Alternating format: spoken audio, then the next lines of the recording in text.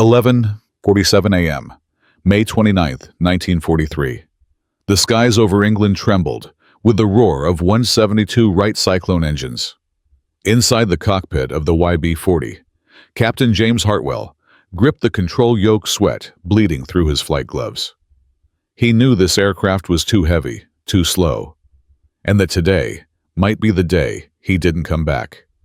But he pushed the throttles forward anyway. Across the Channel, over Nazi-occupied France, men were dying every day, and Hartwell carried more than ammunition. He carried the fragile hope that one bomber could protect them all. In just 3 months, 173 flying fortresses had vanished, torn apart by German fire before they could make it home. Thousands of young airmen turned to smoke and silence. And now Hartwell and his crew aboard Hedgehog, a 68,000-pound steel monster, were about to find out if they could rewrite that fate or become its next victims. If you're watching this video, hit like, subscribe, and tell me in the comments where you're listening from.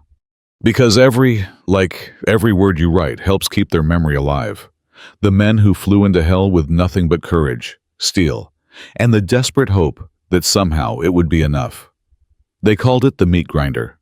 That's what bomber crews whispered in the mess halls of the 8th Air Force during the spring of 1943, when every mission over Europe was a gamble with death. At that point in the war, the numbers were brutal. 1 in 3 B-17 crews never came back. The sky over Germany wasn't just hostile, it was predatory. Focke-Wulf 190s slashed in from 12 o'clock high, firing 20mm cannons straight into the noses of flying fortresses that couldn't defend themselves head-on. Messerschmitt 109s swooped from above, picking off stragglers as they limped home. The Americans had promised daylight precision bombing. What they got instead was slaughter. Without long-range fighter escorts, the bombers were on their own from the moment they crossed the French coast. The men flying them knew it. They'd strap on their flak vests, slip photos of wives and sweethearts into their jackets, and climb aboard anyway, because that's what duty looked like in 1943. Then came an idea, desperate, reckless, but logical in its own way. If fighters couldn't escort bombers all the way to Germany and back, what if the bombers escorted themselves? At Wright Field, Ohio, engineers began pulling apart a B-17F, stripping out everything that didn't shoot. The bomb racks went first, then the bomb sight. The nose, once the domain of a bombardier, was rebuilt with a twin 50 caliber chin turret. Another turret was added behind the radio room, twin waist guns replaced singles, and even the sides of the fuselage sprouted extra barrels. In total, 16 Browning machine guns turned the aircraft into something halfway between an angel and a monster. The YB-40, they called it the Flying Destroyer. But on the tarmac at RAF Alconbury, Captain James Hartwell wasn't thinking about nicknames. He was 26 years old already, a veteran of 42 combat missions, and yet nothing about this new plane felt right. The YB-40 weighed 4,000 pounds more than any B-17 he had ever flown. Its center of gravity sat wrong, heavy with ammunition and armor. The test pilot had warned him, "She'll climb like a church." But Hartwell didn't have the luxury of doubt. That morning, he walked toward his aircraft tail, number 425738, while the ground crew loaded the final belts of 50 caliber rounds. The men called it Hedgehog for the way its guns bristled in every direction. He paused by the nose turret, tracing the cold steel of its housing, and thought about the boys who'd died over Bremen and Kiel, the ones who never made it to 25 missions. If this worked, if the Flying Destroyer could fight off the wolves of the Luftwaffe, maybe fewer mothers back home would get those telegrams. Maybe. At 11:47 a.m., he climbed into the cockpit. 4 Wright Cyclones coughed, roared, and steadied into a deep, rhythmic growl. As the propellers blurred into spinning halos, the wind over Alconbury tasted of oil, fear, and faith, that fragile mix that held the 8th Air Force together. This was the beginning of an experiment, born not from genius, but from desperation. And in war, desperation can be the mother of both salvation and ruin. 1:25 p.m. The order came through the headset, calm and clipped: Hedgehog, you are cleared for takeoff. Captain Hartwell eased the throttles forward. The YB-40 lurched down the runway, its tires screaming under the weight of 68,000 pounds of steel ammunition and hope. Behind him, 168 bombers rolled in sequence, an entire wing of flying fortresses, climbing toward the gray English sky. The YB-40's four engines strained as it lifted from the ground, lumbering into the air like a cathedral trying to fly. For 20 minutes they climbed slow and heavy, the altimeter barely ticking upward. The standard B-17Fs reached 20,000 feet in 25 minutes. Hedgehog needed almost twice that. Hartwell could feel it in the yoke, every pull, a contest against gravity, every vibration a reminder that this wasn't a bomber anymore. It was a fortress, dragged down by its own armor. The mission briefing that morning had been simple enough: escort the main formation to Saint-Nazaire, a port on the French coast, where German U-boats refueled and repaired. Submarine pens, thick reinforced concrete, immune to anything but direct hits. That was the target. But the YB-40s weren't there to bomb.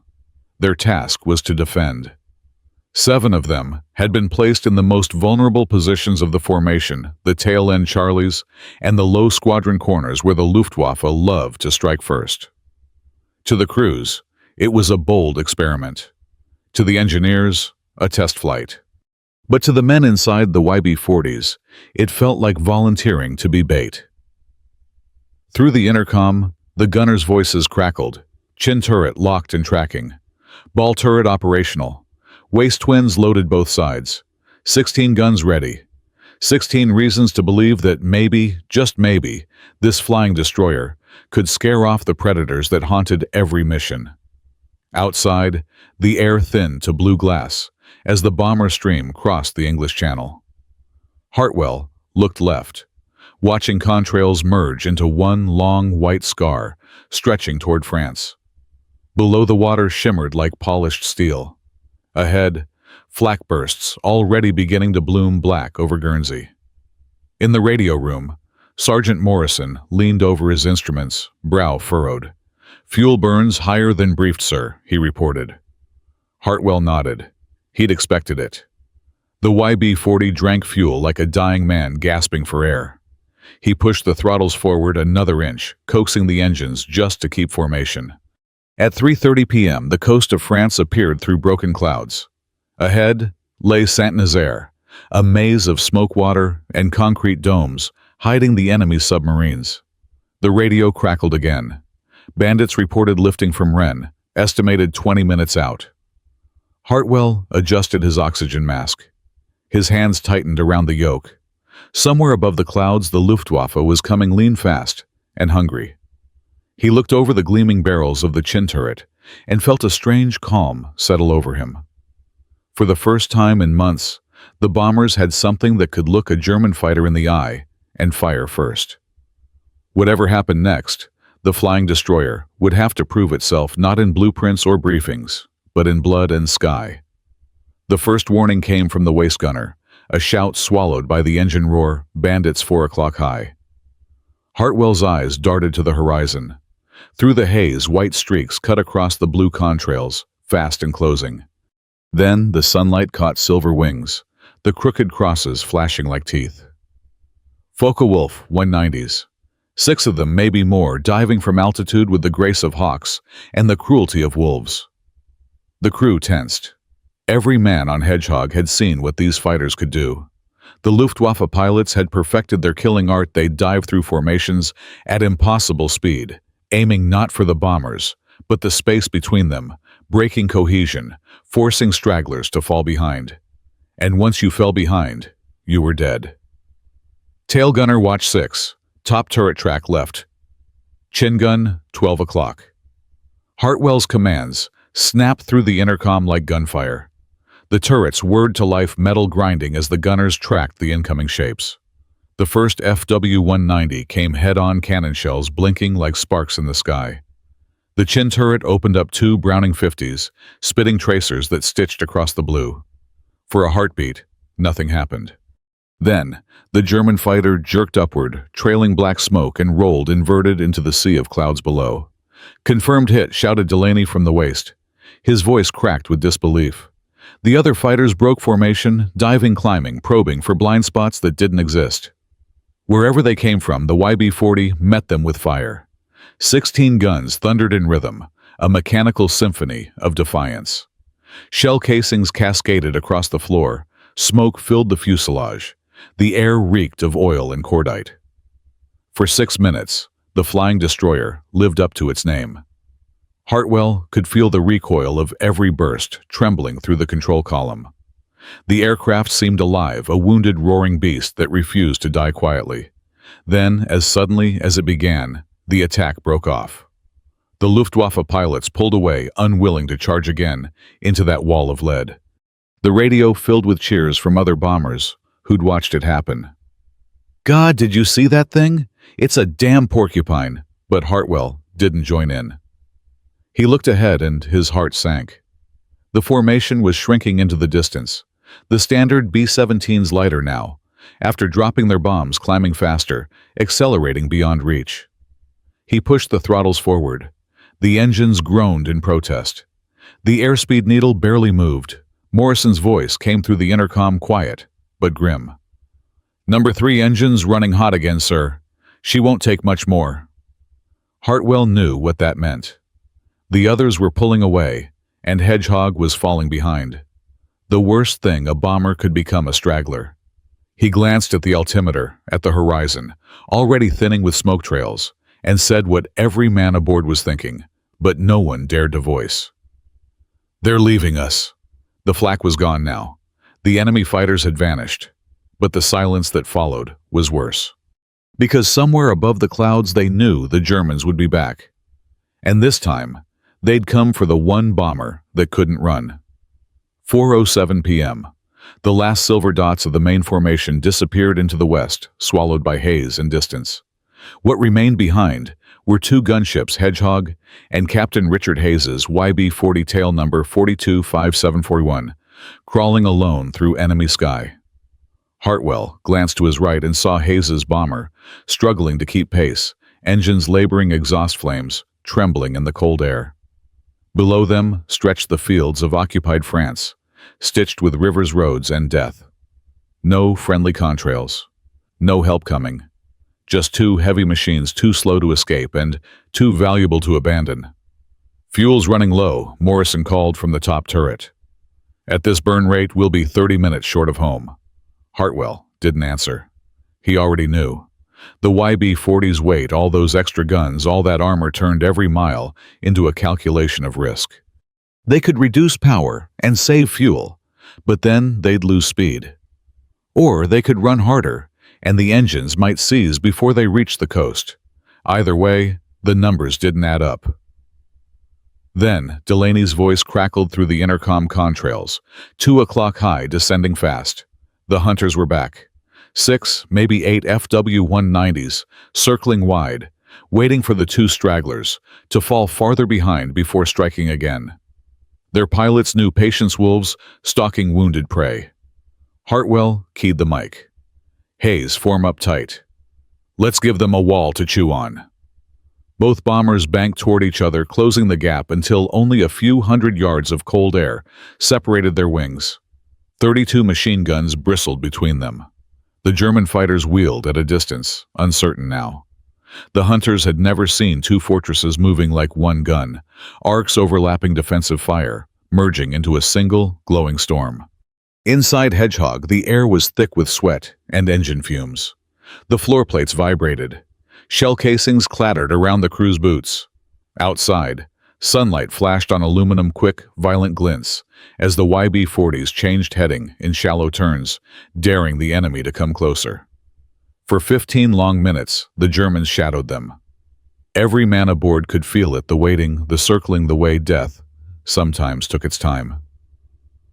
At 5:07 p.m., the French coastline finally broke through the haze, a jagged gray ribbon, and beyond it, the channel. Safety. Maybe. 53 miles to the English coast, Morrison read out, his voice tight. "Fuel down to 90 minutes. But even as he spoke, the needles flickered lower. Number 3 engine's temperature climbed into the red again. Morrison throttled back, watching the gauge drop, and shook his head.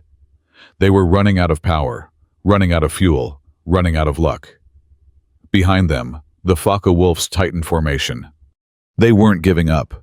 They'd wait for the bombers to cross the coast and strike the moment the guns fell silent, when fuel and courage ran dry. Hartwell glanced at Hayes's YB-40 flying beside him, its crew waving through the glass. 2 fortresses in a sky that no longer belonged to them. He thought of home, of Pennsylvania's quiet fields, of the thin hope that maybe, just maybe, the world would remember men like these. Then he pushed the throttles forward once more. The engine screamed, the YB-40 shuddered, and together, the 2 flying destroyers limped toward the gray horizon, hunted, bleeding, unbroken. The attack came without warning. 5:22 p.m. 2 Messerschmitt Bf-10-9s appeared out of the sun, diving straight toward Hedgehog's tail at closing speed. The radio exploded with shouts. 6 o'clock high, 2 bandits diving fast, inside the tail turret. Staff Sergeant Raymond Kack, 24 years old, ex-ski champion from Cleveland, spun his guns into position. He had a heartbeat to aim. The 109s fired first white flashes, 20mm shells slicing through the air. One round punched into the stabilizer. Another exploded behind Kack's seat, showering him with metal splinters and insulation. He didn't flinch. He squeezed the triggers and walked his tracers into the lead fighter until it filled the entire window. The German pilot, jinked left, rolled dove under the tail. Kack followed with another burst, shouting through clenched teeth. "Got him, got him!" The fighter peeled away, trailing smoke. The second 109 pulled up for another pass, but now Hayes's YB-40 joined the fight, dorsal and waist guns, opening up in unison. Tracers crossed like latticework of fire, forcing the attackers to break off and climb for altitude. For a moment, the sky went still again. Inside Hedgehog, the smell of gunpowder and oil hung heavy. Morrison checked the instrument's hydraulic pressure. Low, 1 line, severed elevator trim, jammed. Hartwell's arms ached from fighting the yoke, every correction, a wrestling match against gravity. He knew the truth now. The YB-40 could fight God. Could it fight, but it couldn't fly. Not where it needed to, not when the formation had already gone. It was a fortress without a kingdom. Then, at 5:31 p.m., the radio crackled with something new.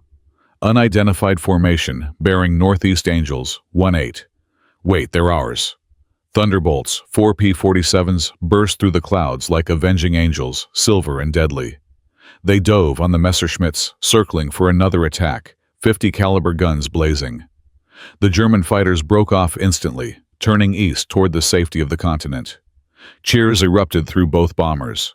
For the first time in hours, someone else was doing the protecting. The P-47 leader rolled alongside Hedgehog's wing, waggled in salute, then took position above their shield, homeward.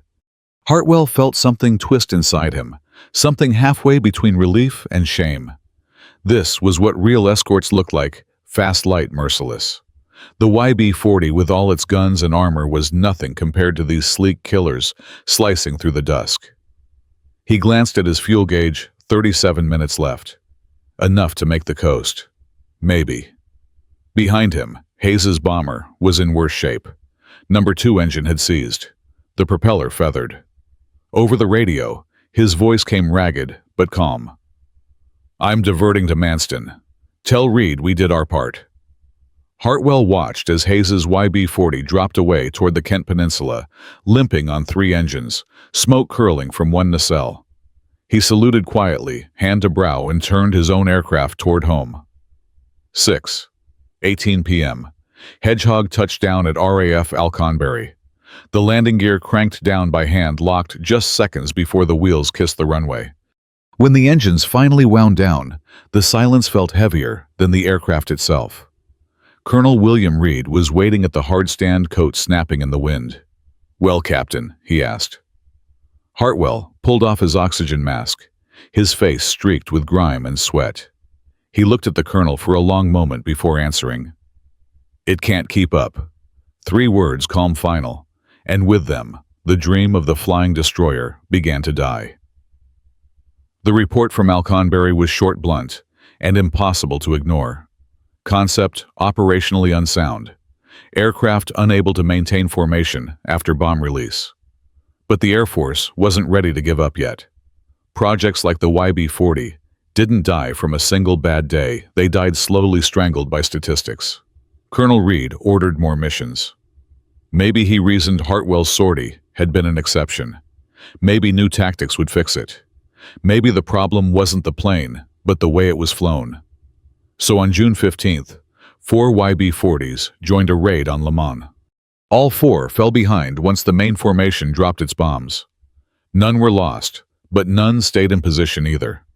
A week later, June 22nd, they tried again. 11 YB-40s, dispatched against the IG Farben rubber plant at Hulls. One was shot down by flak and fighters.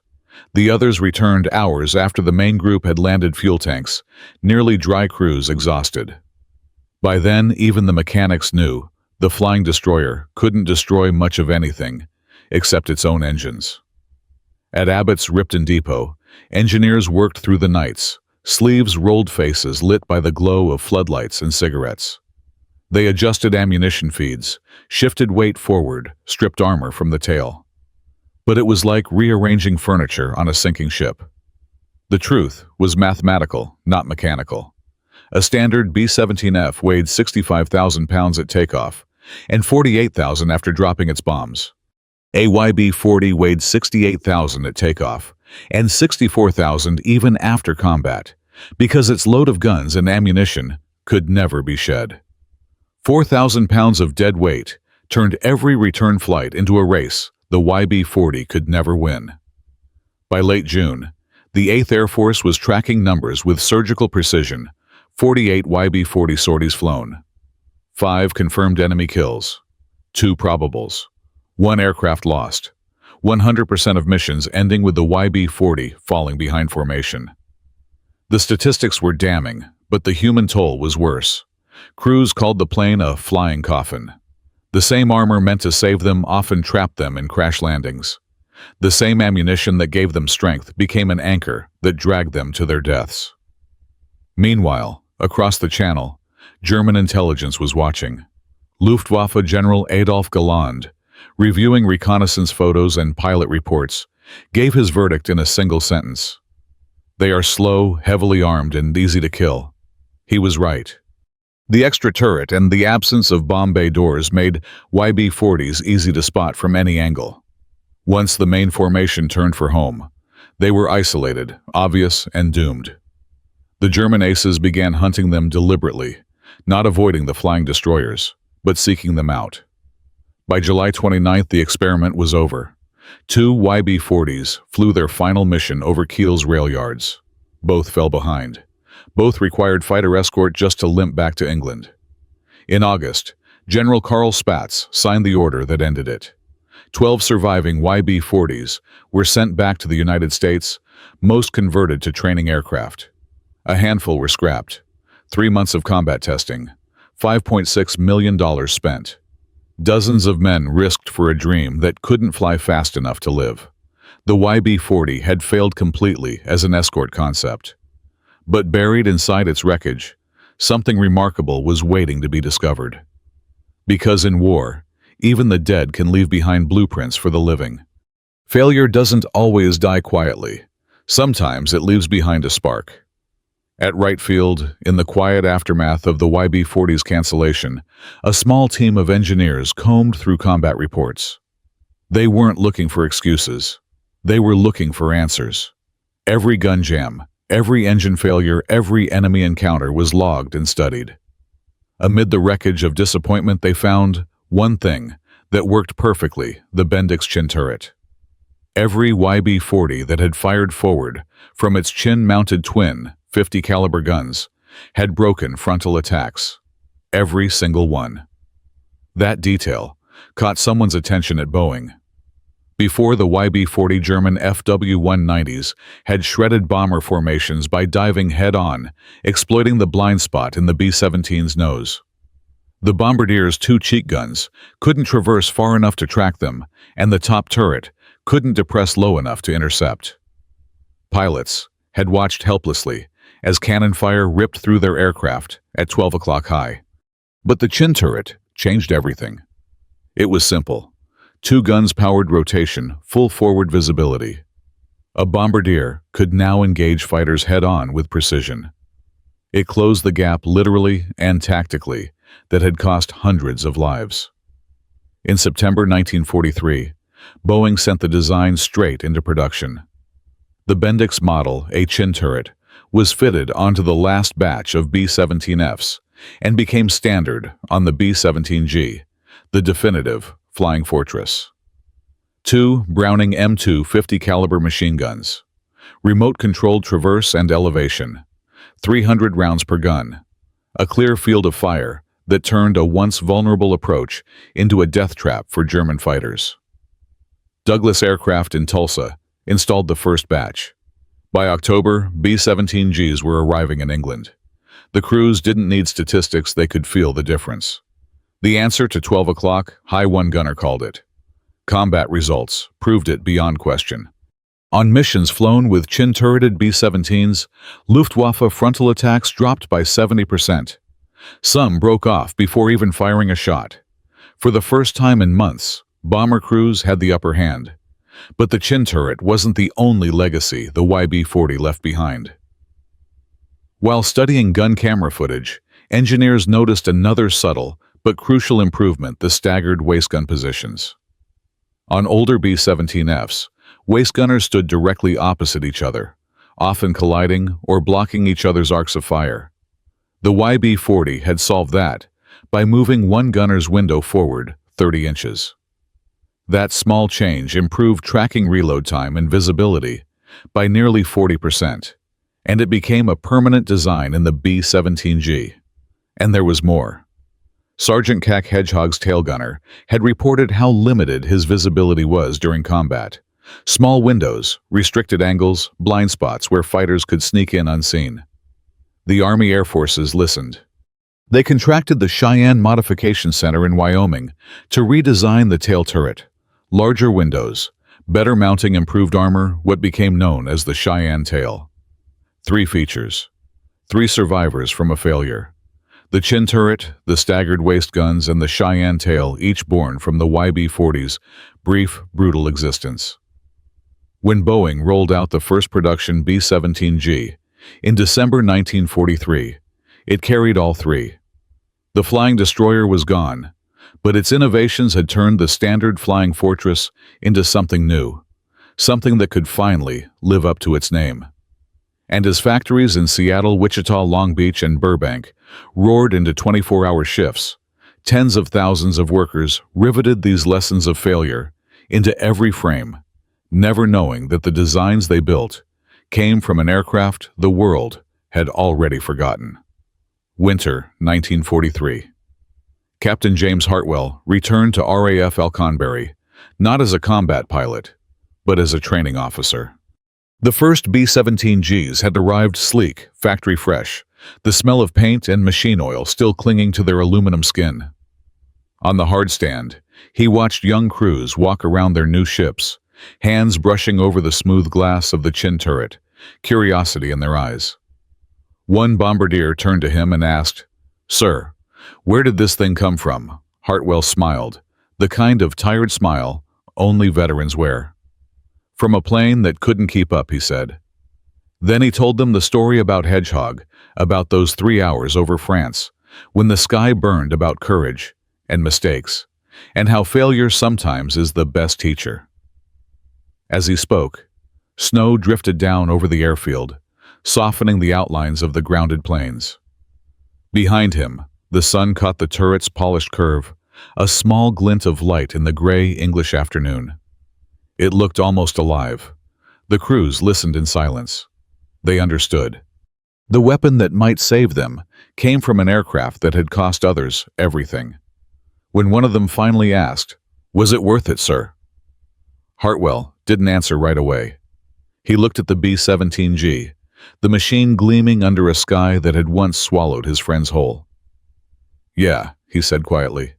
Every bullet hole in Hedgehog was worth it. By the end of the war, 680 B-17Gs had rolled off assembly lines. Every single one carried the lessons of the YB-40, the chin turret, the staggered waist guns, the Cheyenne tail. Together, they cut bomber losses from frontal attacks by more than 70%. Statistically, those improvements saved around 200-300 bombers, nearly 23,000 men who came home, instead of vanishing into smoke over Europe. And yet history forgot the name, YB-40. No museum restored one. No monument carried its silhouette. The flying destroyer vanished, swallowed by the legend of the aircraft. It helped create the B-17G, the definitive flying fortress. But sometimes, the ghosts of innovation hide in plain sight. In the National Museum of the United States Air Force in Dayton, a single B-17G gleams under the lights, tail number 44-83514. Shoo shoo shoo baby. Visitors walk past it every day, admiring the chin turret, without realizing they're looking at the last living echo of the YB-40.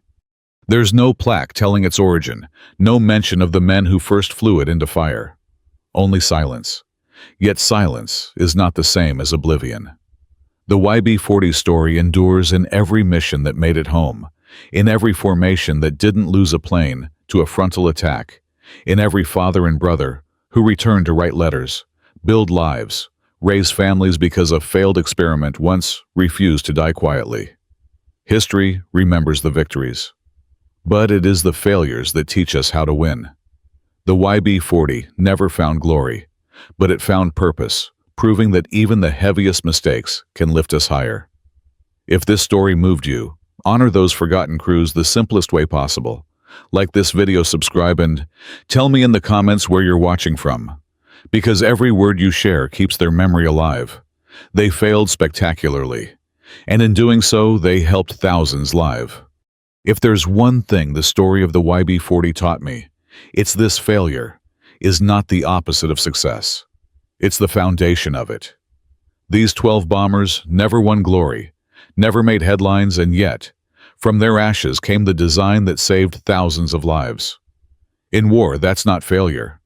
That's progress paid in blood. When I think about those young men who climbed into the YB-40s knowing they couldn't keep up, but flying anyway, I don't see a failed experiment. I see courage in its purest form, doing what's necessary, even when you know the odds are against you. If stories like this remind you why history still matters, then stay with me. Hit subscribe, leave a like, and tell me where you're watching from. Because every time we remember them, every name, every mission, those voices from the past keep flying just a little longer through our skies.